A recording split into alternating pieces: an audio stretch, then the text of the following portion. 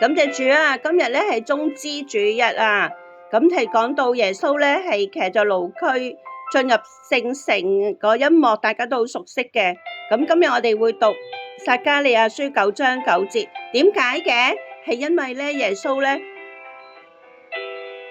係特登係今日嘅行程咧，就係宣告佢自己係基督係君王啊！而當時嘅群眾咧，亦都知道呢一幕咧係啟示佢係基督係君王，所以咧就係歡呼去頌讚佢。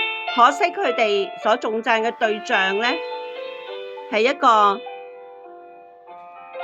推翻羅馬政府皇權嘅基督，而唔係救贖嘅基督啊！今日我哋係以神去取地利啊，還是係得天國嘅福分嘅呢？錫安的民啊，應當大大喜樂；耶路撒冷的民啊，應當歡呼。